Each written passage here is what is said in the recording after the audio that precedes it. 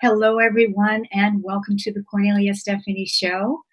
This topic that we're going to talk about today is right up our alley because we are looking at making sure that our vision and our values are aligned with your money, with my beautiful co-host, Joan Sharp. Joan prepares us for these questions, these profound questions, and she's asking us, are you, your vision, and your values aligned with your money? Changing the conversation from money to vision. That's what we're going to talk about today. Do you talk about your vision and values and then spend money and time on things that do not align with your direction? We're going to talk about how to align your vision with values with your financial life and time. Do you say and believe one thing and then set up your resources and time in a different way? That's really, really important. Do you say and do one thing and then take different actions? Let me introduce you to my beautiful co-host, Joan Sharp of River Family Advisors. Joan is not just an advisor. She's a thought leader in the area of changing your money mindset. Joan encourages us to change the difficult conversations that we have that are all about money to a pleasant conversation about a shared vision, and you will better support your values, life experience, legacy, and wealth. Welcome to the show, Joan. Hey, Kornelia. How are you? I'm wonderful. How are you? Good. Thanks for having me today. It's great to see you. And this is a perfect time of year. We're in January, the end of January, and people are either just starting New Year's resolutions or they're in the process of breaking them. And I think this happens because it doesn't fit into their vision. Yes. It doesn't fit into their vision because they haven't really articulated their vision. And so what are you saying, Joan, that vision is not part of New Year's resolution? I don't know about you, but I find that most people think a New Year's resolution, I think New Year's resolutions are based on what they think they should look like or should do based on outside influences. You know, one of the greatest ones is I'm going to lose 30 pounds. And you may have a vision of being slimmer, but what is that about? What is the expectation that you're setting for yourself? And how does that fit with the rest of your life? Or not going to Starbucks because you want to save money, right? For the year, you want to increase your savings, and increasing your savings and maybe not spending so much time at Starbucks. But why do you go to Starbucks? Did you ask yourself that? What was important about that? And what is important about saving the money other than you heard someone tell you that? Yeah, I think it's important to make those things really clear about what your vision is. Like, for instance, I'm looking at my vision being at the end of 2021. My vision is that this will be my $1 million year. Okay. And so throughout the year, now I have looked at all of the things that I can do to make sure that I'm set up to achieve that, including cutting out things that no longer, that don't need to be part of that vision. Meaning they don't produce the income or they don't move you further to where you want to go. So I say this because why is $1 million a year the target? I'm just saying, why is it $1? Could it be that you want to expand your reach to so much, which would happen to equal that amount of yes, that's perfect, because I know what that vision is. That inspiring 1 million people into peace and gratitude with one of my courses. So and that generates that. So right. I'm absolutely there with you on that. Yeah. And I say that because that's what a lot of people think. It's just about the dollars, and they visualize the dollars. But the dollars isn't who we are. And that's not how we show up every day, right? There's something deeper there that moves you to stay on task for why you want to do it. It's the same with, if losing 30 pounds is unreasonable, why are you losing 30 pounds? Is it because you want to be healthy? You want to breathe better? Yes, it could be you want to buy a dress, but why is that particular dress? It's interesting. I don't know about you, but whenever women seem to get married, they lose a lot of weight because the vision is the dress. Almost most women I know, and it isn't about the weight. It's about the dress and the presentation and the whole picture on that day, right? And so that's why, what if you had really worked with your vision, and great if it was to lose weight or save money, right? But that has to be tied to something that's important to you and an expectation. So as you're thinking of breaking that at the end of the year, at the end of January, the 1st of February, you can say, wait a minute, I am doing this because I want to fit in this dress, or this is, for this event, and be it a high school reunion or a wedding. This is I want to be able to breathe better or go up and down 10 flights of steps. In order to do that, I have to lose this weight.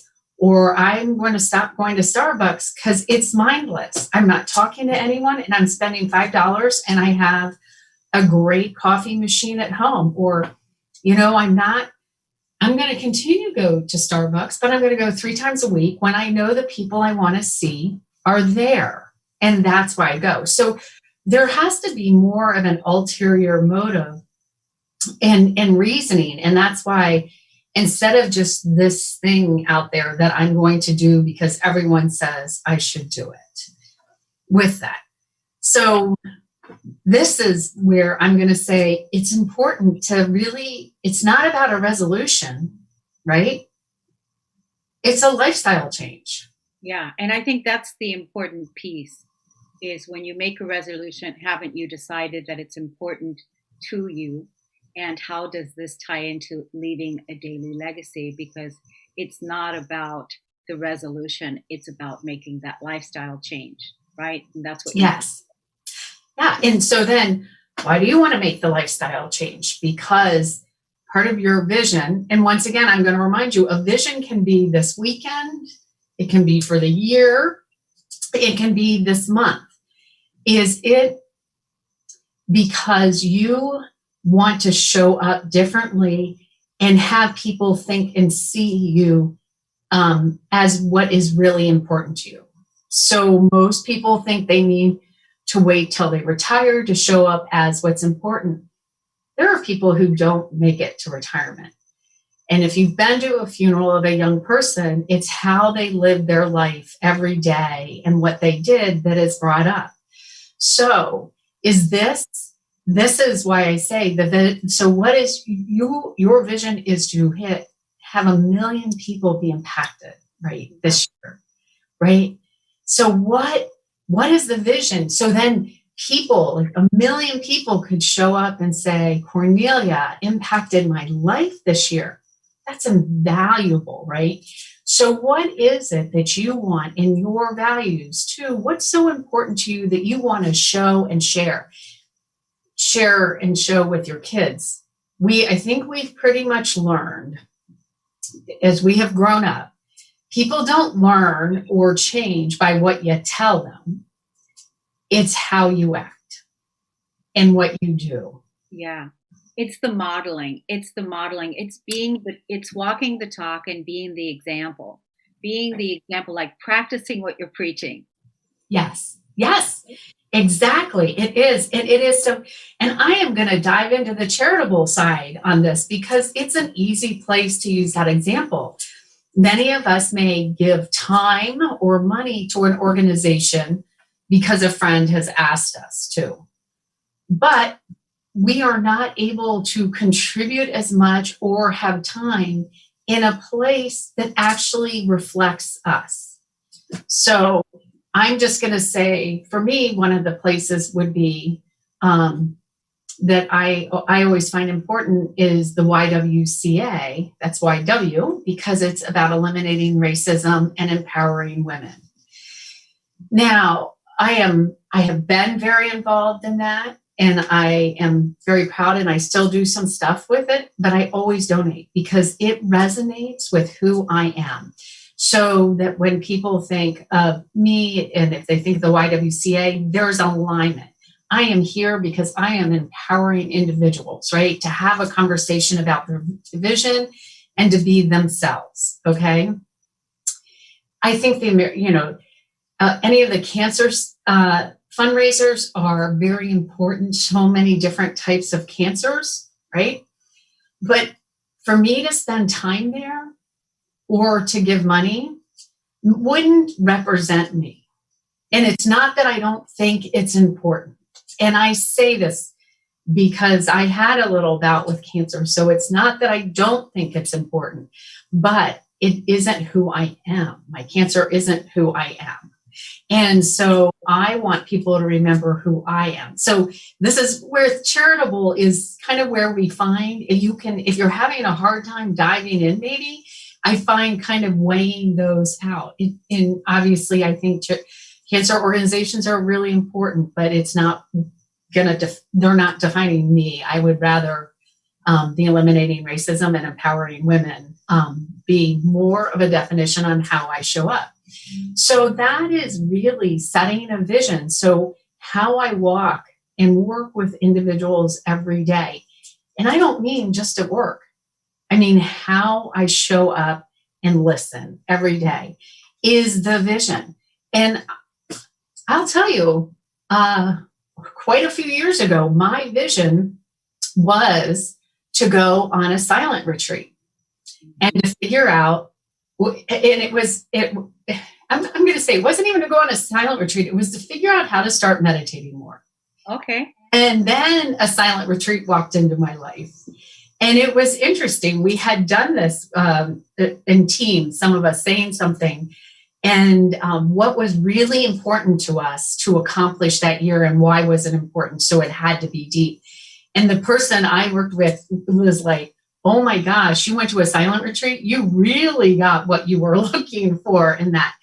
And those things present yourself. And if you're focused on this is where I want to be and how I want to show up, those things come to you and then you have your resources available, right? For that versus, oh, the world says I should do this or I have to be this way. Breathe deep. What is your vision for how you want to show up and what's really important to you? And then figure out what is your lifestyle change or focus going to be versus a goal or a resolution. Now there's checkpoints, as you mentioned, Kornelia, you're going to have checkpoints. And I am calling them checkpoints as part of the process, not goals, because I feel that goals as New Year's resolutions have taken over our vision.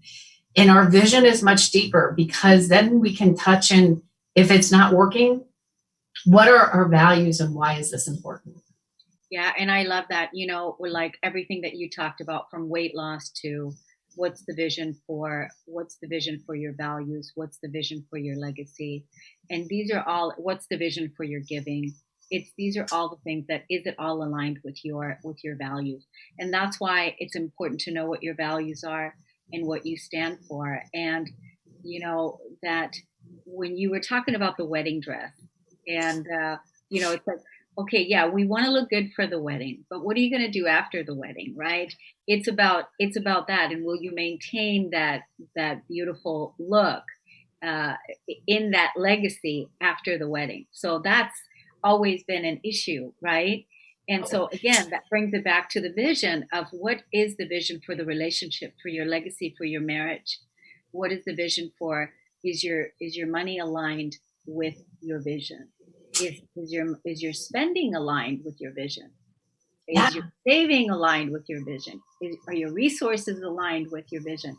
This is what you do every time when you have us do this segment, Joan. You bring us back to the conversation of what is the vision, and like you so well put today, that my vision is to impact 1 million people, and I have a system in place to do that. And so that's exactly what it's going to do, and what it's going to, how it's going to impact people, how it's going to support people. So, Joan, you developed a system also called C.E.R.I, and how does C.E.R.I impact, and how would that serve someone with aligning their vision with their money?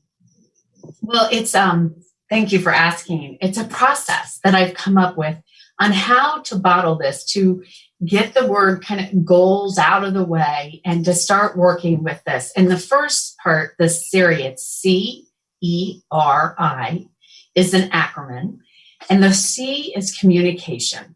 And it's about learning how each other and the people you're talking with communicate. Because I communicate very differently than my father. And he likes bullet points and he wants it written. And I speak and I want to hear a story. So it's understanding the communication of the people you're talking to and with. And then envision. Envision is the visioning part, both of you, yourself. What is it you're trying to accomplish? What is the vision? What are the expectations and the values around this? And why is this important? And that's the E for in C.E.R.I. And then R is resources. Look at your resources tied to the vision. I find so many times when we talk vision and then we talk money, we go, and the money has the goals like retirement or education, whatever. And they're like different buckets and they're different conversations, but they need to be blended. So it's then looking at it close and far away.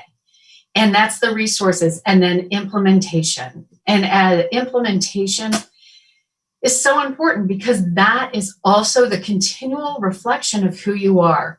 I had someone tell me they're a business coach and they are super organized and on it, and actually business marketing. And she said, "Oh my gosh, I have my estate documents all done, my powers of attorney for medical health, my will, my trust." She said, because I would not want to be in an accident or die and not have that organized, because that doesn't align with who I am. Wow. Yeah. And that is where we are, right? We are not aligned. How many people have their estate documents done? And then you may have them done, but the person who is supposed to execute needs to understand what is important to you and what is your vision has been in life, so they can execute it while they are filling in for you to help do the financial. And I find the durable financial power is more about helping to guide the life and where you're going to be while you're unable to do it. And what does that look like? And do you have your net worth and all your accounts written out so the person can work with it? There's a lot to this, and it reflects. If it's all a mess and unorganized, does that counter for who you were and how you show up? How can people contact you, Joan Sharp? It is River, RIVER, Family Advisors, ADVISORS.com, and is the website. And I'm open for individual coaching, just to help guide you on keeping the vision and aligning everything. It's every other month for a year, or also personal advising, which is really looking at everything and digging deep. Awesome.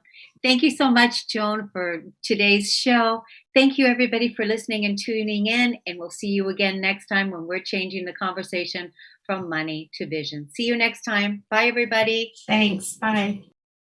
You've been listening to the Kornelia Stephanie Show, Lady Boss, Women Inspiring Women, featuring leading-edge entrepreneurs who are putting the focus on empathic leadership in today's modern-day world. Text the word Kornelia to the number 22828 and receive her weekly newsletters. For more information on Kornelia Stephanie and her extraordinary work, or to listen to past shows, go to KorneliaStephanie.com.